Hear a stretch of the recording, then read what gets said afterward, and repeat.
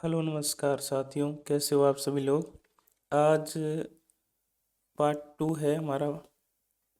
ठीक है, इसके अंदर हम अध्याय 6 से जो है 10 तक पार्ट कंप्लीट कर लेंगे। यानी कि आज कक्षा 6 की पुस्तक कंप्लीट हो जाएगी। तो चलिए वीडियो को शुरू करते हैं।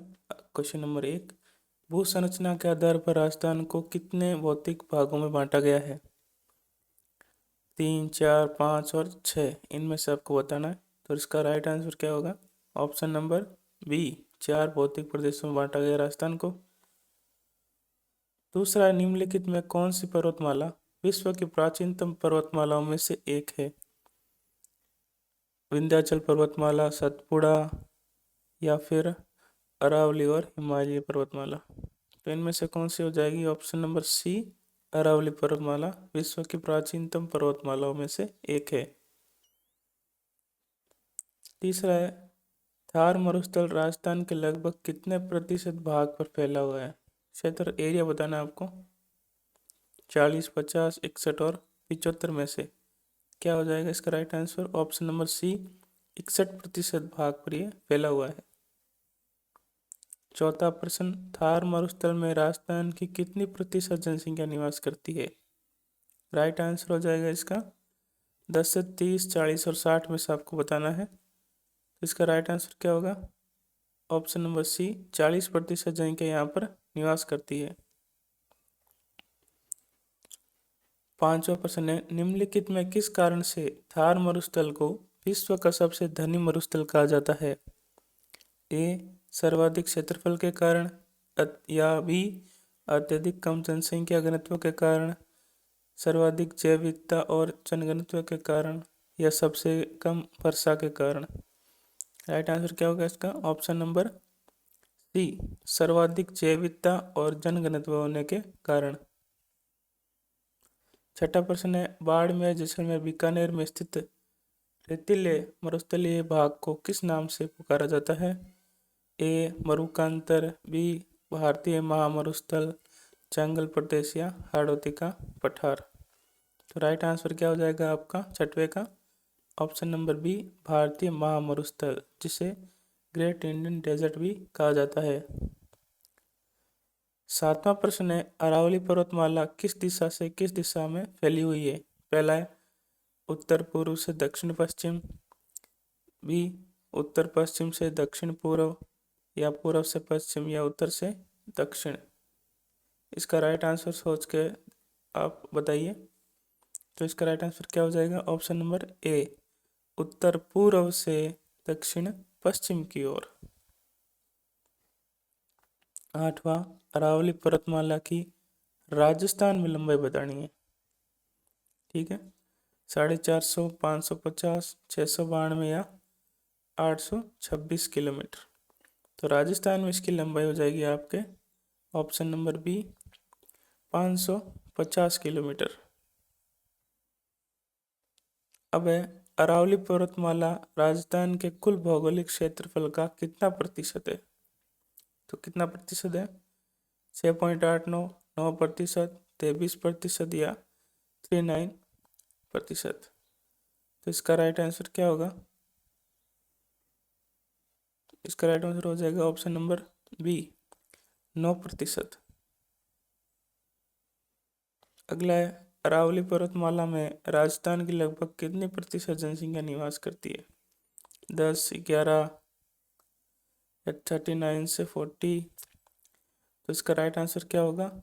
ऑप्शन नंबर ए, 10% जनसंख्या यहाँ पर निवास करती है। 11वां है, अरावली पर्वतमाला का मुख्य कार्य क्या है? केवल सिंचाई के साधन उपलब्ध कराना, जल विभाजक के रूप में कार्य करना, पर्यटन बढ़ावा देना, या मरुस्थल के विस्तार को रोकना। तो अभी इनमें देखिए दो में कन्फ्यूजन हो रही होगी आपको, जल विभाजक रेखा और मरुस्थल के विस्तार को रोकना। तो ये दोनों एक काम जो अरावली करती है, लेकिन में जो मुख्य इसका कार्य है जल विभाजक रेखा के रूप में कार्य करना। ठीक है, बंगाल की खाड़ी से जो भी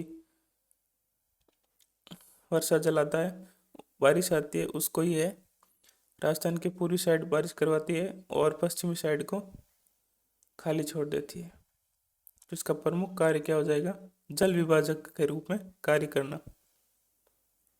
12वां है अरावली पर्वतमाला की सबसे ऊंची चोटी का नाम बताना आपको। एवरेस्ट, गुरु शिखर, जरगा या शेर? तो राइट आंसर इसका क्या होगा? गुरु शिखर चोटी। अगला प्रश्न है गुरु शिखर पर्वत चोटी की ऊंचाई कितनी है ये बताना आपको। 1597, 1722, 1750 या 1800 मीटर? तो इसका राइट आंसर हो जाएगा आपके 1722 मीटर। कभी कभी ऑप्शन में जो है आपको 1722 की जगह 5 ऐड करके जो है 1727 भी दिया रखा होगा, लेकिन इसकी जो रियल ऊंचाई है वो 1722 मीटर है। और यहाँ पर इस चोटी पर एक मंदिर है, उस मंदिर के समेत इसकी ऊंचाई जो है 1727 हो जाएगी। 14वां प्रश्न है पूर्वी मैदान किस भौतिक प्रदेश के पूर्व में स्थित है? पठार के, मरुस्थल के, या अरावली के, या हाड़ौती के पठार के? जो पूर्वी का मैदान जो है अरावली पर्वतमाला के पूर्व में स्थित है। 15वां प्रश्न पूर्वी मैदान राजस्थान के कुल भौगोलिक क्षेत्रफल का कितना प्रतिशत है? तो पूर्वी मैदान का क्षेत्रफल बताना आपको। क्या होगा इसका राइट आंसर? 23% भाग। ऑप्शन नंबर बी आपके राइट हो जाएगा यहाँ पर। 16वां प्रश्न पूर्वी मैदान में राजस्थान की लगभग कितनी प्रतिशत जनसंख्या निवास करती है? 10, 11, 39 और 40 इनमें से आपको बताना है। तो इसका राइट आंसर हो जाएगा आपके ऑप्शन नंबर सी 39%। और मरुस्थल में 40% जनसंख्या और मैदान में 39% जनसंख्या, अरावली के अंदर आपके 10% जनसंख्या। पूर्वी मैदान मुख्य रूप से किन नदियों द्वारा निर्मित है? यानी पूर्वी मैदान का निर्माण कौन सी नदियाँ करती है? लूणी, माही, बनास, बाणगंगा, चंबल, घग्गर, कांतली, साबरमती, सोम? तो राइट आंसर क्या हो जाएगा आपके? बनास, बाणगंगा और चंबल नदी। 18वां है दक्षिण पूर्वी पठार को किस नाम से जाना जाता है? यानी उसका अन्य नाम क्या है? मारवाड़ का पठार, वागड़ का पठार, मेवाड़ का पठार अथवा हाड़ौती का पठार? तो राइट आंसर क्या हो जाएगा आपके? हाड़ौती का पठार। 19वां प्रश्न है दक्षिण पूर्वी पठार राजस्थान के कुल क्षेत्रफल का कितना प्रतिशत है? 6.89%, 9%, 23% या 39%? राइट आंसर क्या होगा आपके? 6.89%। 20वां प्रश्न है दक्षिण पूर्वी पठार की प्रमुख मिट्टी कौन सी है? यानी दक्षिण पूर्वी पठार में कौन सी मिट्टी जो है पाई जाती है जो कपास और मक्के के लिए उपजाऊ मानी जाती है? रेतीली, जलोढ़, लाल पीली या काली मिट्टी? तो आपके कौन सी हो जाएगी? ऑप्शन नंबर डी काली मिट्टी। अगर पूछ ले कपास और मक्के के लिए कौन सी मिट्टी ज़्यादा जो है उपजाऊ होती है, काली मिट्टी हो जाएगी आपकी। 21वां प्रश्न है चंबल नदी के आसपास का क्षेत्र अत्यधिक अपरदन के कारण, किसके कारण? मिट्टी के अपरदन के कारण कैसा हो गया है? दलदली भूमि, बीहड़ या उत्काद भूमि, समतल मैदान या अत्यधिक रेतीला? तो चंबल नदी से जो मिट्टी का अपरदन हुआ और उससे कौन सी भूमि बन गई? बीहड़ भूमि या उत्काद भूमि। 22वां प्रश्न राजस्थान की जलवायु में किस प्रकार की विविधता पाई जाती है? केवल शुष्क जलवायु, केवल आर्द्र जलवायु, या शुष्क से आर्द्र जलवायु, ये केवल भूमध्य रेखीय जलवायु?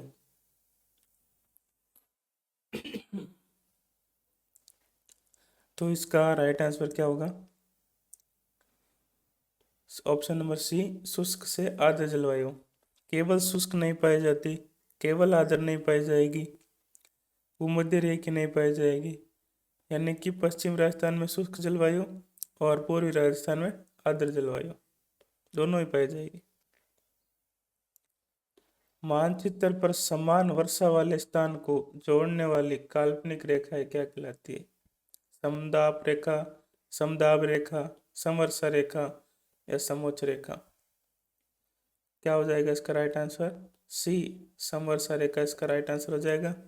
समदाब रेखा जो है समान वायुदाब को बताती है और समताप रेखा जो है समान ताप वाले स्थानों को बताती है।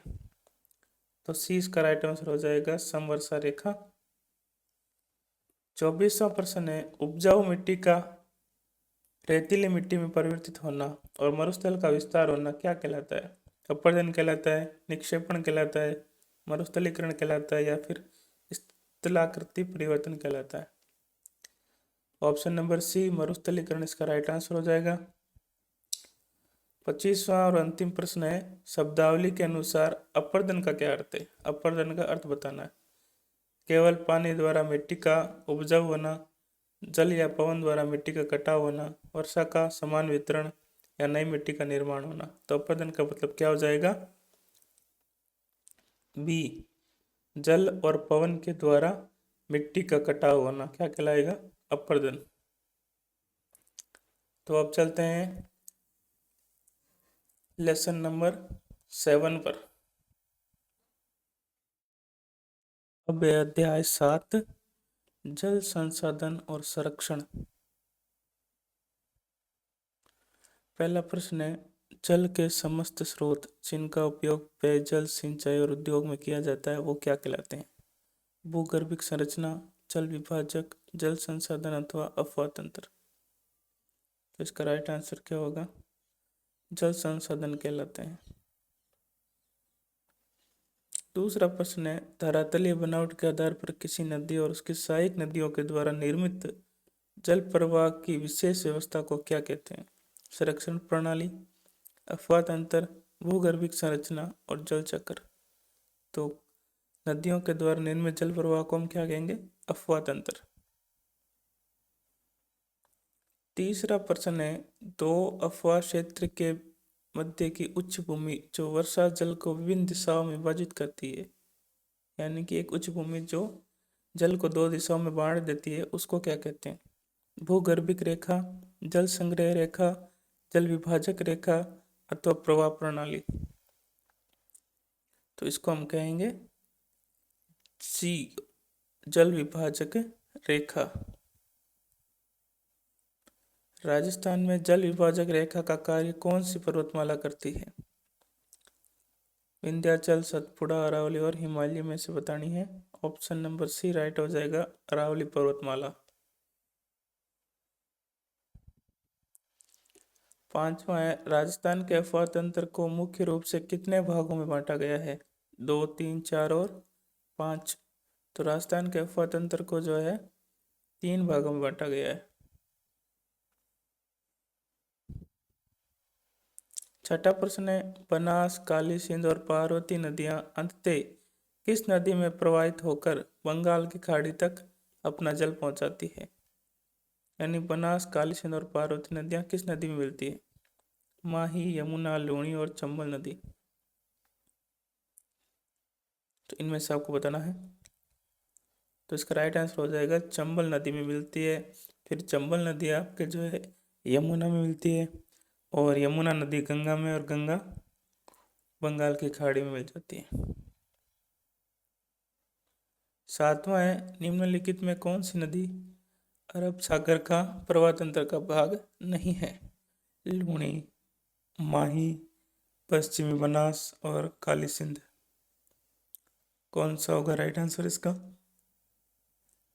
लूणी तो देखो राइट है और माही नदी भी हो जाएगा, पश्चिमी बनास भी हो जाएगा। काली सिंध नदी जो है आपके अरब सागर में नहीं जाती। ठीक है, तो इसका राइट आंसर हो जाएगा option number D, Kali Sindh नदी। आठवां है, वह नदी प्रवाह प्रणाली जिसमें नदियां किसी सागर, महासागर में न पहुंचकर झील अथवा स्थलीय भागों में विलुप्त हो जाती है क्या कहलाती है? बंगाल की खाड़ी का अफवाह तंत्र कहलाएगी, अरब सागर का अफवाह तंत्र कहलाएगी, अंतर्देशीय अफवाह तंत्र अथवा आंतरिक प्रवाह कहलाएगी या सहायक नदी प्रवाह कहलाएगी? तो ये कहला गया आपके सी, अंतर्देशीय अफवाह तंत्र। इसी को हम कहेंगे आंतरिक प्रवाह तंत्र। 9वां है, कौन सी नदी आंतरिक अफवाह तंत्र का उदाहरण है? साबरमती नदी, माई नदी, कांतली नदी और बनास नदी। इनमें से आपको बताना है। तो साबरमती नदी नहीं होगा, माई भी नहीं होगा, बनास भी नहीं होगा। राइट आंसर हो जाएगा हमारे सी, कांतली नदी। 10वां है, चंबल परियोजना किन दो राज्यों की संयुक्त परियोजना है? राजस्थान गुजरात, राजस्थान उत्तर प्रदेश, राजस्थान मध्य प्रदेश और राजस्थान हरियाणा। तो चंबल परियोजना आपकी हो जाएगी सी, राजस्थान और मध्य प्रदेश। इनका हिस्सा हो जाएगा 50-50%। 11वां प्रश्न है, चंबल परियोजना के तहत बनाया गया राणा प्रताप सागर बांध कौन से जिले में स्थित है? कोटा, बूंदी, चित्तौड़गढ़ और सवाई माधोपुर। ऑप्शन है आपके पास। तो इसका राइट आंसर हो जाएगा सी, चित्तौड़गढ़ जिले में राणा प्रताप सागर बांध। 12वां प्रश्न है, चंबल परियोजना के तहत कौन सा बांध मध्य प्रदेश में बनाया गया है? तो कौन सा बनाया गया है? राणा प्रताप सागर, जवाहर सागर, गांधी सागर, कोटा बैराज। इसका राइट आंसर हो जाएगा ऑप्शन नंबर सी, गांधी सागर बांध मध्य प्रदेश में बनाया गया है। अगला है, माई बजाज सागर परियोजना किन दो राज्यों की संयुक्त परियोजना है? राजस्थान महाराष्ट्र, राजस्थान गुजरात, राजस्थान पंजाब और राजस्थान हरियाणा। इनमें से आपको बताना है। तो राइट आंसर हो जाएगा ऑप्शन नंबर बी, राजस्थान और गुजरात राज्य की ये परियोजना है। 14वां प्रश्न है, माई बजाज सागर परियोजना कहाँ विकसित की गई है? जिला बताना आपको। डूंगरपुर, उदयपुर, बांसवाड़ा और चित्तौड़गढ़। तो डूंगरपुर और बांसवाड़ा में आप कंफ्यूज हो रहे होंगे। तो इसका राइट आंसर जो होगा आपका वो हो जाएगा बांसवाड़ा जिले के अंदर। 15वां प्रश्न है, बिशलपुर परियोजना किस नदी पर बनाई गई है? चंबल, माही, बनास और लूणी नदी। इनमें से बताना है। इसका राइट आंसर क्या होगा? नहीं नहीं, ये नहीं, ऑप्शन नंबर सी इसका राइट आंसर हो जाएगा। बनास नदी पर यह परियोजना बनाई गई है। और बिशलपुर परियोजना कहाँ बनाई गई है? आपके टोंक जिले में। ठीक है। 16वां प्रश्न है, बिशलपुर परियोजना से राजस्थान के किन शहरों को पेयजल की उपलब्धि होती है? यानी पेयजल जो है उपलब्ध करवाया जाता है। जोधपुर, पाली, जयपुर, अजमेर, टोंक, बांसवाड़ा, डूंगरपुर, बीकानेर, जैसलमेर। तो इसका राइट आंसर हो जाएगा आपके जयपुर, अजमेर और टोंक जिले को जो है पेयजल की आपूर्ति होती है। किस परियोजना के तहत? बिशलपुर परियोजना से। अगला 17वां प्रश्न है, सरदार सरोवर परियोजना से निकाली गई नर्मदा नहर से राजस्थान के किन जिलों में सिंचाई का कार्य होता है? बीकानेर, जैसलमेर में, जालौर बाड़मेर में, उदयपुर सिरोही में अथवा कोटा बूंदी में। तो सरदार सरोवर परियोजना से जो है जालौर और बाड़मेर के अंदर सिंचाई होती है। 18वां प्रश्न है, जवाई बांध जिसे मारवाड़ का अमृत सरोवर कहा जाता है किस जिले में स्थित है? तो जवाई बांध को हम क्या कहते हैं? मारवाड़ का अमृत सरोवर। ये किस जिले में स्थित हो जाएगा? जोधपुर, जैसलमेर, पाली और चौथा ऑप्शन है सिरोही। इनमें से आपको बताना है। तो जवाई बांध आपका हो जाएगा पाली के अंदर। 19वां प्रश्न है, जवाई बांध से मुख्य रूप से किन शहरों को जो है पेयजल उपलब्ध कराया जाता है? जवाई बांध से पहला जयपुर, अजमेर, कोटा, बूंदी, जोधपुर, पाली या भरतपुर, धौलपुर। तो इसका राइट आंसर हो जाएगा ऑप्शन नंबर सी, जोधपुर और पाली जिले को। 20वां प्रश्न है, पश्चिमी राजस्थान में जल संरक्षण हेतु घर में बनाई गई कुएनुमा संरचना जिसका उपयोग वर्षा जल संग्रहण के लिए किया जाता है क्या कहलाती है? जोहड़, खड़ीन, टांका, नाडी। तो इनमें से आप देखिए, तो इसका राइट आंसर हो जाएगा ऑप्शन नंबर सी, टांका। वर्षा जल का संग्रहण जो किससे किया जाएगा? घर में टांका बनाकर, जिसे आम बोलचाल की भाषा में हौद कहते हैं हम। 21वां प्रश्न है, पश्चिम राजस्थान में कृषि के लिए जल संरक्षण हेतु बनाई गई संरचना क्या कहलाएगी? टांका, जोहड़, खड़ीन और कुंड। तो कृषि के लिए जल संरक्षण हेतु बनाई गई संरचना क्या कहलाएगी आपके? खड़ीन। 22वां प्रश्न है, वर्षा के व्यर्थ बहने वाले जल को भूमिगत करने की आधुनिक तकनीक क्या कहलाएगी? टांका निर्माण, वाटर हार्वेस्टिंग, खड़ीन प्रणाली अथवा सिंचाई परियोजना।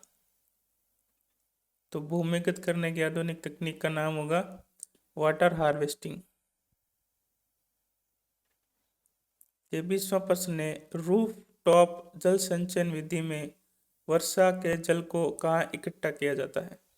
खेत में बने कुंड में, घर के नीचे बने कुएं में, नदी के किनारे या पड़ोसी जोड़ में। इसका राइट आंसर हो जाएगा आपके घर के नीचे जो बना हुआ कुआ है उसके अंदर। रूफ का मतलब होता है छत, ठीक है। रूफ टॉप का मतलब हो जाएगा छत, छत से पानी को इकट्ठा किया जाता है। और कहाँ कहाँ किया जाता है? घर के नीचे जो कुआ या हौद जो बनाया जाता है उसके अंदर संग्रह किया जाता है। 24वां प्रश्न है, शब्दावली के अनुसार जोहड़ का मुख्य उद्देश्य क्या है? यानी जोहड़ बनाने के पीछे क्या कारण है? केवल पशुओं को पानी पिलाना, भूमिगत जल स्तर को बढ़ाना, मछली पकड़ना, फसलों की बुआई करना। तो जोहड़ बनाने का मुख्य उद्देश्य क्या हो जाएगा? भूमिगत जल स्तर को बढ़ाने के लिए। 25वां प्रश्न है, जल का सर्वाधिक उपयोग किस कार्य में किया जाता है जिसके कारण जल संरक्षण की आवश्यकता अधिक है? उद्योग, पेयजल, दैनिक कार्य अथवा सिंचाई। ठीक है, तो सर्वाधिक उपयोग जो है आपके हो जाएगा सिंचाई के लिए। सर्वाधिक जो आवश्यकता है वो सिंचाई के लिए, क्योंकि इससे फसल प्राप्त होगी और मानव का जीवन जो है आगे निरंतर चलता रहेगा।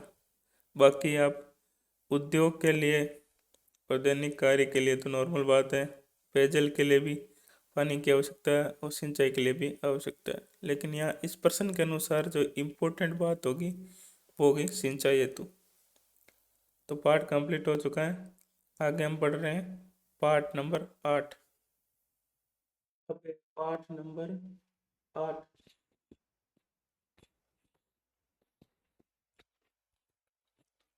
पहला प्रश्न है, मनुष्य का जीवन निर्वाह के लिए किया जाने वाला कार्य यानी कि आजीविका मुख्य रूप से किन कारकों पर निर्भर करता है? केवल शिक्षा पर, आर्थिक स्तर पर, या फिर प्राकृतिक संसाधन, जलवायु, आर्थिक, सामाजिक, शैक्षिक स्तर पर, या केवल राजनीतिक समर्थन पर? तो पहले का आंसर हो जाएगा आपके राइट आंसर प्राकृतिक संसाधन पर, जलवायु, आर्थिक और सामाजिक और शैक्षिक स्तर पर। दूसरा प्रश्न है, राजस्थान की जलवायु को मानसून का जुआ क्यों कहते हैं? क्योंकि यहाँ केवल गेहूं की खेती की जाती है, क्योंकि यहाँ की अधिकांश कृषि मानसून पर निर्भर है, क्योंकि यहाँ मिट्टी की बहुत उपजाऊ है, क्योंकि कृषि भूमि का 60% भाग मरुस्थल नहीं है। तो दूसरे का राइट आंसर क्या हो जाएगा? क्योंकि यहाँ अधिकांश कृषि मानसून पर जो है मानसून वर्षा पर निर्भर है, इसलिए राजस्थान कृषि को हम मानसून का जुआ कहते हैं। तीसरा है, रबी की फसल की बुआई कब की जाती है? यानी जो रबी की फसल है उसकी बुआई कब की जाती है? वर्षा ऋतु के प्रारंभ में, सर्दी के प्रारंभ में, मार्च अप्रैल में, या जून जुलाई में? तो तीसरे का राइट आंसर हो जाएगा हमारा बी, सर्दी प्रारंभ होने पर जो है रबी की फसल की बुआई की जाती है। चौथा है, निम्नलिखित में कौन सी फसल रबी की फसल है? बाजरा, मक्का, गेहूं और मूंगफली। तो चौथे का राइट आंसर क्या होगा? गेहूं। तो गेहूं की फसल जो आपकी कौन सी हो जाएगी? रबी की फसल। पांचवा प्रश्न है, खरीफ की फसल की कटाई कब की जाती है? अब कटाई पूछ रहा है खरीफ की फसल की।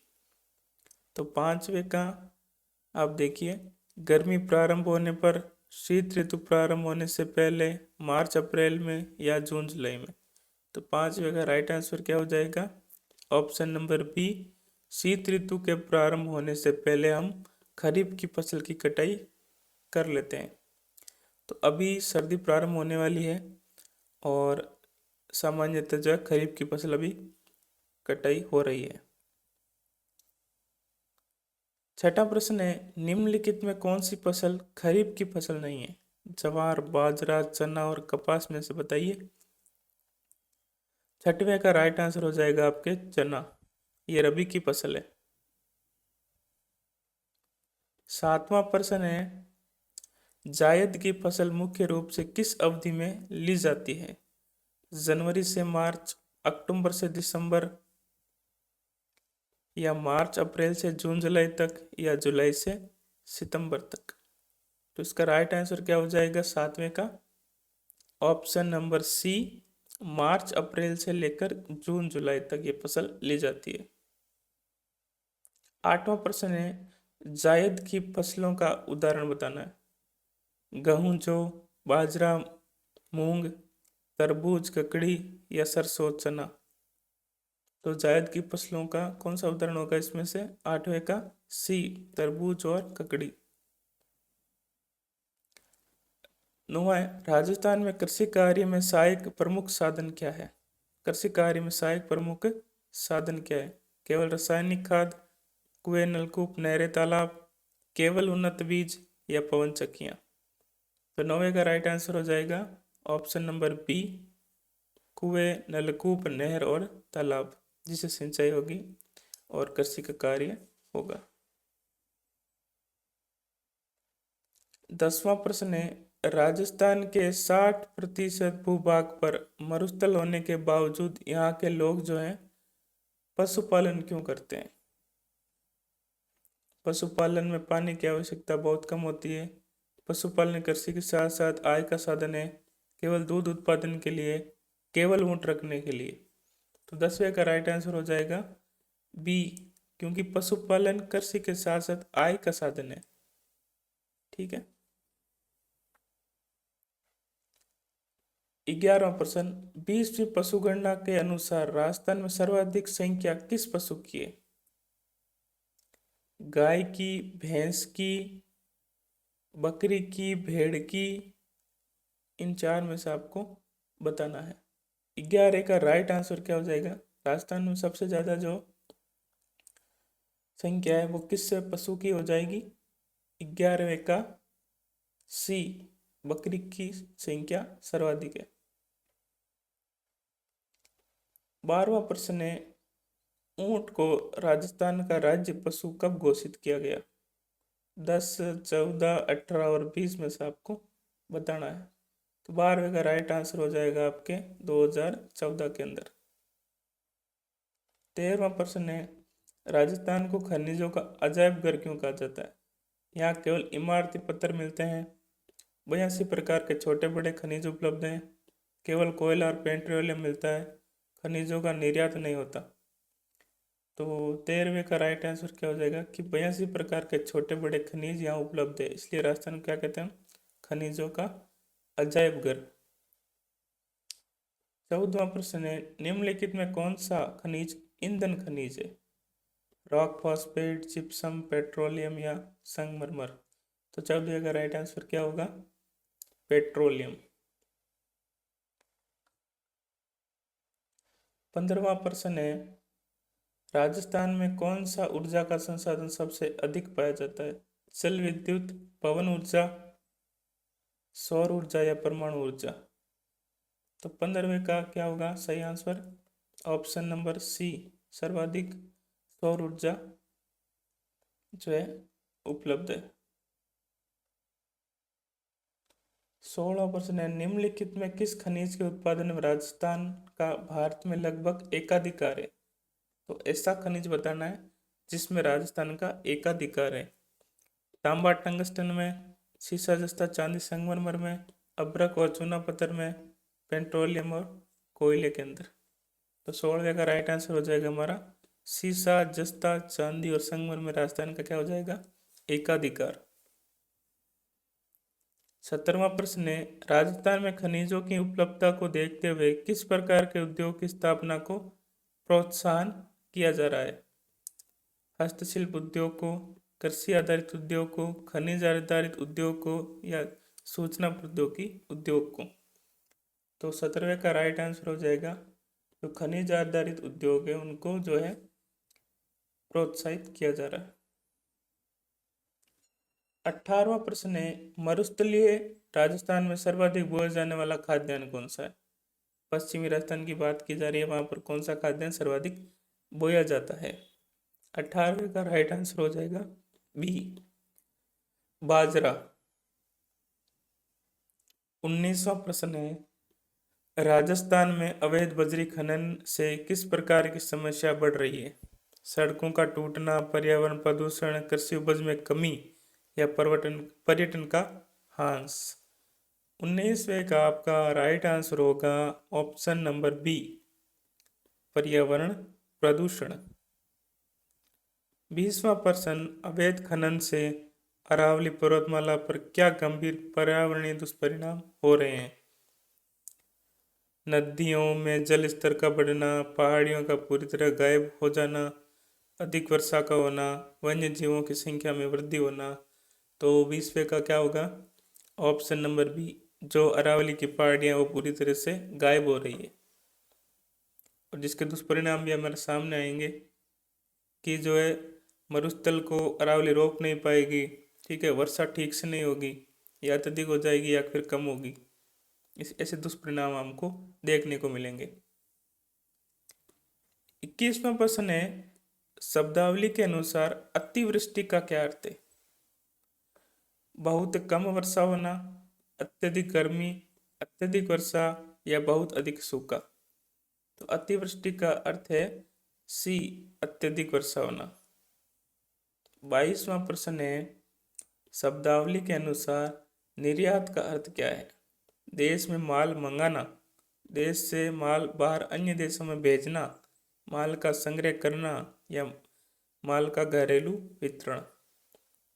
तो निर्यात का अर्थ हो जाएगा बी, देश से माल जो है बाहरी अन्य देशों में भेजना।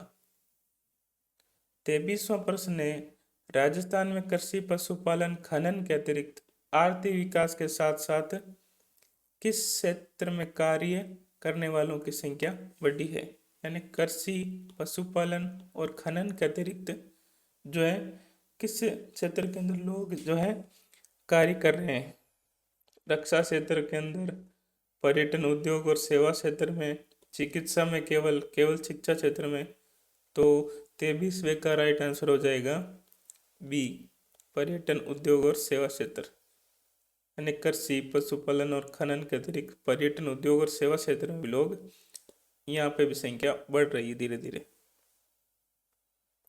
24वां प्रश्न है, रबी की प्रमुख फसलें कौन कौन सी है? ज्वार, बाजरा, मूंग, गेहूं, जौ, चना, सरसों, कपास, गन्ना, तिल, तरबूज, ककड़ी, मक्का।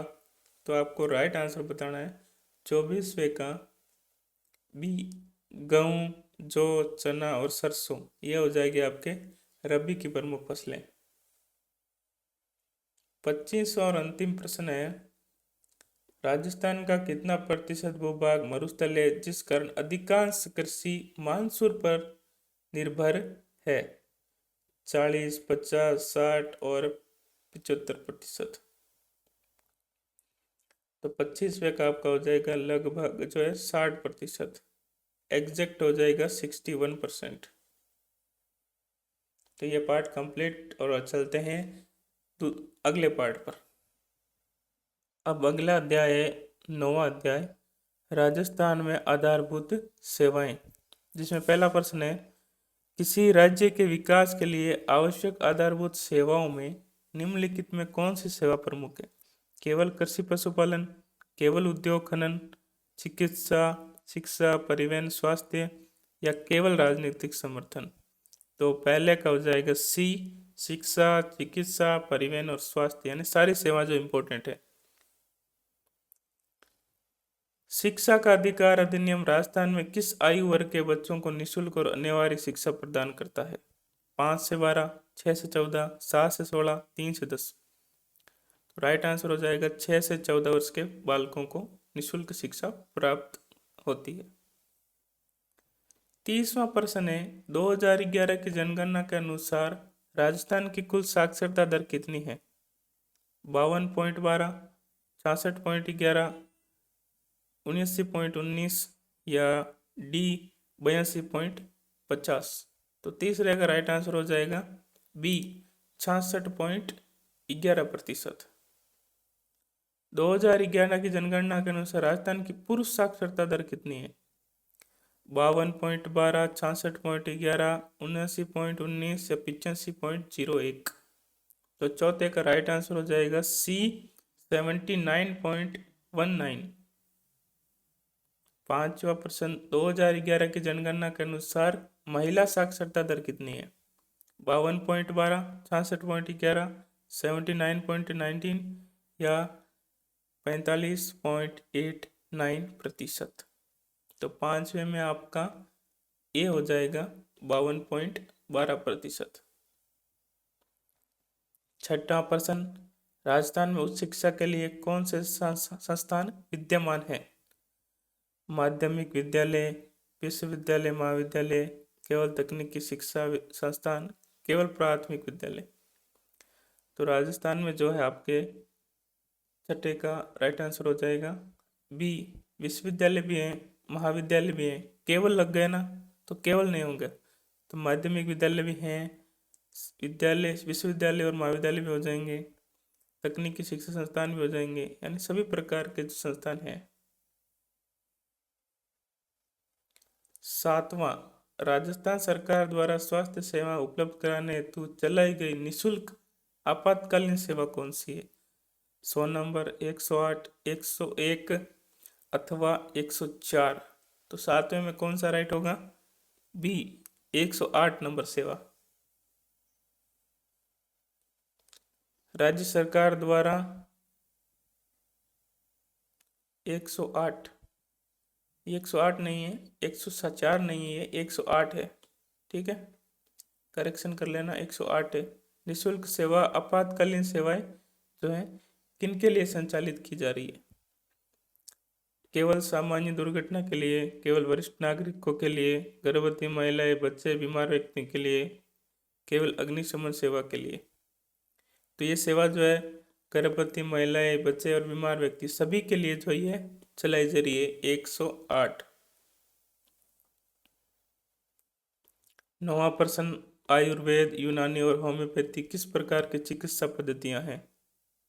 पश्चिमी चिकित्सा, भारतीय चिकित्सा पद्धति, आधुनिक चिकित्सा, केवल सर्जरी पद्धति? तो 9वें में क्या हो जाएगा? ये भारतीय चिकित्सा पद्धतियां हैं, जिनमें आयुर्वेद भी होगा, होम्योपैथी भी होगी और यूनानी जो ये भी शामिल है इसमें।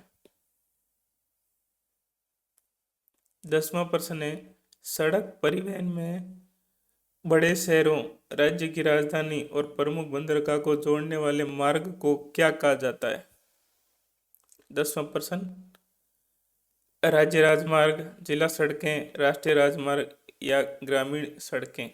10वें में हो जाएगा राष्ट्रीय राजमार्ग, नेशनल हाईवे।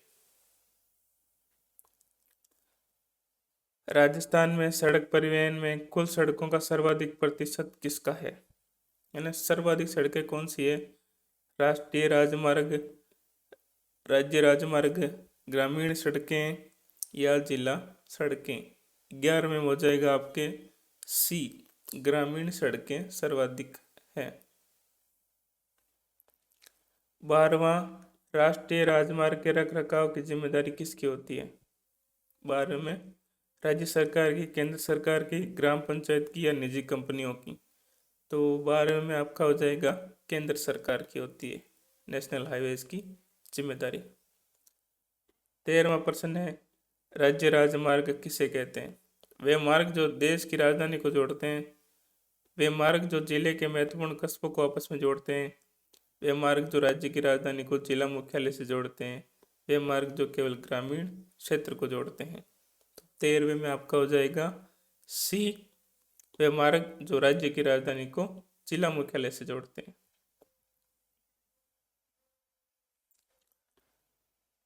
राजस्थान में पहली रेलगाड़ी जयपुर रियासत में आगरा फोर्ट से बांदीकुई के बीच किस वर्ष चली? ये आपको बताना है। 1853, 1874, 1901 या 1947। तो 14वें का राइट आंसर क्या हो जाएगा? सन 1874 में। 15वां प्रश्न है, राजस्थान का एकमात्र अंतर्राष्ट्रीय हवाई अड्डा कौन सा है? जोधपुर हवाई अड्डा, कोटा हवाई अड्डा, सांगानेर हवाई अड्डा या जोधपुर हवाई अड्डा? तो इसमें आपका राइट आंसर हो जाएगा सी, सांगानेर हवाई अड्डा, जयपुर। सांगानेर अंतर्राष्ट्रीय हवाई अड्डा राजस्थान के किस जिले में स्थित है? जोधपुर, कोटा, जयपुर और अजमेर में से बताना है। राइट आंसर सी, जयपुर के अंदर। राजस्थान में बीकानेर, जैसलमेर, सूरतगढ़, बाड़मेर, रातानाडा के 5 हवाई अड्डे किसके अधीन है? तो किसके अधीन हो जाएंगे? भारतीय वायुसेना के अधीन, राजस्थान सरकार के अधीन, निजी कंपनियों के अधीन या अंतर्राष्ट्रीय नागरिक उड्डयन प्राधिकरण के अधीन? तो 17वें का राइट आंसर हो जाएगा हमारा ए, ये भारतीय वायुसेना के अधीन है। 18वां प्रश्न है, रेल परिवहन से होने वाला सबसे बड़ा लाभ क्या है? कम समय लगना, अत्यधिक सामान को लंबी दूरी तक ले जाना, केवल यात्री परिवहन या अत्यधिक लचीलापन? तो 18वें का राइट आंसर हो जाएगा बी, अत्यधिक जो सामान है, यानी ज़्यादा सामान को जो है लंबी दूरी तक ले जा सकते हैं, वो भी कम खर्च के अंदर। 19वां प्रश्न है, दूर संचार का तात्पर्य क्या है? दूर संचार का तात्पर्य केवल सड़क परिवहन, बहुत कम दूरी तक संदेश भेजना, आधुनिक इलेक्ट्रॉनिक माध्यम से संदेश का आदान और प्रदान या डी, केवल पत्र और डाक सेवा? 19वें का हो जाएगा सी, आधुनिक इलेक्ट्रॉनिक माध्यम से संदेश का आदान प्रदान, ये कहलाएगा आपके दूर संचार। 20वां प्रश्न है, भारत में टेलीफोन सेवा कब शुरू की गई? 1900, 1881, 1947 और 1980? तो 20वें का राइट ऑप्शन क्या हो जाएगा आपके पास?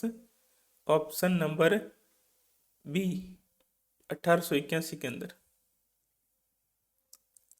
21वां है, निम्नलिखित में कौन सा संचार का सबसे नवीनतम और तीव्र साधन है? फैक्स, ईमेल, मोबाइल, टेलीग्राम, डाक सेवा? 21वें का राइट आंसर हो जाएगा आपके ईमेल और मोबाइल सेवा।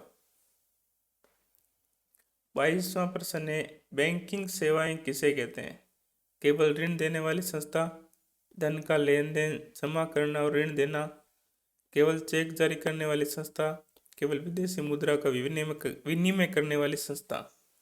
तो 22 में आपके राइट आंसर क्या होगा?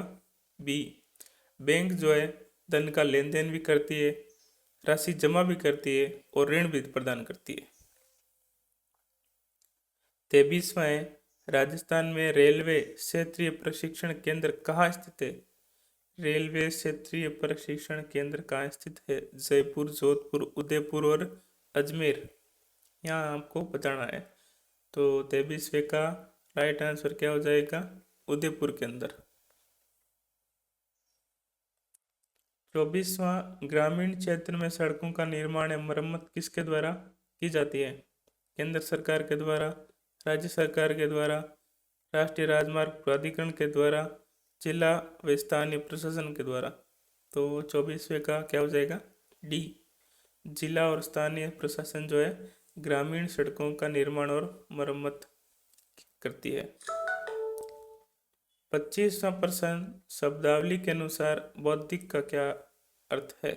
शरीर से संबंधित, कृषि से संबंधित, बुद्धि से संबंधित या परिवहन संबंधित? तो राइट आंसर क्या हो जाएगा 25 का, बुद्धि से संबंधित। तो पार्ट कंप्लीट, और अब चलते हैं हमारे नेक्स्ट पार्ट की ओर। तो अगला पार्ट है अध्याय 10 से लोक संस्कृति और कला। ये अंतिम पार्ट होगा, और इसके बाद हमारी पूरी बुक का एमसीक्यू कंप्लीट हो जाएगा। ठीक है। अध्याय 10 लोक संस्कृति और कला। प्रथम प्रश्न है, राजस्थान की मातृभाषा के रूप में किस भाषा को जाना जाता है? मारवाड़ी, मेवाड़ी, राजस्थानी अथवा ढूंढाड़ी? तो पहले में आपका राइट आंसर हो जाएगा राजस्थानी भाषा को राजस्थान की मातृभाषा के रूप में जाना जाता है। निम्नलिखित में कौन सी भाषा पूर्वी राजस्थानी भाषा का एक रूप है? मारवाड़ी, बीकानेरी, ढूंढाड़ी और शेखावाटी में से आपको बताना है। तो इसका राइट आंसर हो जाएगा ढूंढाड़ी भाषा। तीसरा, निम्नलिखित में कौन से देवता पंचपीर में शामिल नहीं है? रामदेव जी, बाबू जी, गोगा जी, तेजा जी? तो इसमें राइट आंसर हो जाएगा डी, तेजा जी। चौथा है, ऊंटों के देवता के रूप में राजस्थान में प्रमुख रूप से किसे पूजा जाता है? ऊंटों के देवता रामदेव जी, बाबू जी, तेजा जी, जसनाथ जी? तो राइट आंसर हो जाएगा बाबू जी को। पांचवा प्रश्न, किस लोक देवी का मंदिर चूहों के कारण विश्व भर में प्रसिद्ध है? जीण माता का, शाकंभरी माता का, करणी माता का, शीला देवी का? तो करणी माता का मंदिर, जो देशनोक बीकानेर के अंदर स्थित है। छठवां प्रश्न, वह कला जिसमें चीनी मिट्टी के सफेद बर्तन पर नीले और हरे रंग के अंकन से सुंदर चित्रण किया जाता है, क्या कहलाती है? पिछवाई, ब्लू पॉटरी, थेवा कला, उस्ता कला? क्या कहलाएगी? Blue pottery. और ब्लू पॉटरी के लिए कौन प्रसिद्ध है?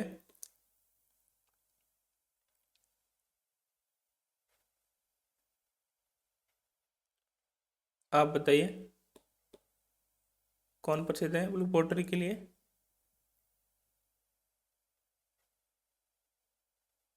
कृपाल सिंह शेखावत। तो ब्लू पॉटरी के कृपाल सिंह शेखावत जो है, इम्पोर्टेंट, याद कर लेना अगर याद ना हो तो। सातवां प्रश्न है, कपड़ा या वस्त्र पर लोक देवताओं की कथाओं का चित्रण करना क्या कहलाता है? फट चित्रकला, भित्ति चित्रकला, लघु चित्रकला, उस्तकला? क्या कहलाएगा? फट चित्रकला।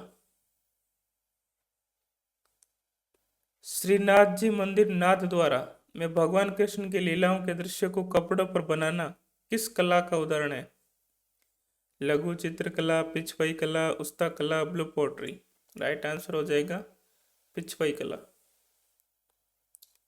नौवां प्रश्न है, ऊंट की खाल पर सोने चांदी की नक्काशी गोल्डन कार्विंग का कार्य क्या कहलाता है? मीनाकारी, थेवा कला, उस्ता कला, तारकशी? तो क्या कहला जाएगा? उस्ता कला। 10वां प्रश्न है, वह कारीगरी जो पत्थर, धातु, लकड़ी पर खोदकर कलात्मक कार्य करने से संबंधित है, उसको क्या कहेंगे? पेच वर्क, नक्काशी, बंदेज, आरी और तारी? तो 10वें का राइट आंसर हो जाएगा नक्काशी करना। 11वां प्रश्न है, राजस्थान में टीका जिसे जन्म के बाद बच्चे को पहली बार दूध पिलाने से पहले किया जाता है, किस संस्कार से संबंधित है? 11वें का हो जाएगा नामकरण, यज्ञोपवीत, विवाह और जातकर्म संस्कार? तो उसे हम कहेंगे डी, जातकर्म संस्कार। 12वां, किस त्योहार पर होली के दूसरे दिन धुलंडी मनाई जाती है? किस त्योहार पर होली के दूसरे दिन धुलंडी मनाई जाती है? दिवाली, दशहरा, होली और ईद? तो ये तो प्रश्न में इसका आंसर आ गया है 12वें का सी, होली। प्रश्न ऐसा होना चाहिए था कि किस त्योहार के दूसरे दिन धुलंडी मनाई जाती है, तो राइट आंसर आपका होली हो जाएगा। 13वां प्रश्न है, विवाहित महिला द्वारा अपने पति के स्वास्थ्य और दीर्घायु के लिए कौन सा त्योहार मनाया जाता है? गणगौर, तीज, होली और दिवाली में से बताना है तो हो जाएगा तीज। 14वां प्रश्न है, राजस्थान का पुष्कर मेला किस धार्मिक समुदाय से संबंधित है? जैनों से, सिखों से, हिंदुओं से या मुस्लिम से? ये हो जाएगा हिंदुओं से। जैन समुदाय का प्रमुख वार्षिक मेला श्री महावीर जी कहाँ पर आयोजित किया जाता है? बीकानेर, करौली, जैसलमेर और पुष्कर में से आपको बताना है। 15 का क्या हो जाएगा राइट आंसर? बी, करौली के अंदर। 16वां है, वस्त्र को तरह तरह से काटकर कपड़ों पर सिल दिया जाता है, इस वस्त्र कला को क्या कहा जाता है? बंदेज, पेचवर्क, गोटा किनारी, आरी तारी। तो 16वें का राइट आंसर हो जाएगा पेचवर्क कहेंगे इसको। 17वां, जयपुर, अजमेर, उदयपुर, टोंक, कोटा में किस प्रकार की रंगाई छपाई कला ये कला किसकी विशेषता है? उस्ता कला, बंदेज, नक्काशी, ब्लू पॉटरी। तो जो रंगाई और छपाई कला है उसको कहते हैं बंदेज, और अंग्रेजी में बोले तो टाई एंड डाई। बीकानेर के कोलायत मेला का संबंध किस संत से है? जाम्बोजी, गुरु नानक, कपिल मुनि, जसनाथ जी। तो इसका संबंध हो जाएगा कपिल मुनि। कपिल मुनि का आश्रम है कोलायत बीकानेर में। 19वां प्रश्न, बालक को विद्या अध्ययन के लिए गुरु के पास ले जाने से पूर्व किया जाने वाला संस्कार कौन सा है? मुंडन, नामकरण, विद्या आरंभ और जातक्रम। 19वें का क्या हो जाएगा राइट आंसर? सी, विद्या आरंभ संस्कार। 20वां प्रश्न है, राजस्थान में आदिवासी जनसंख्या में कौन सी जनजातियां प्रमुख है?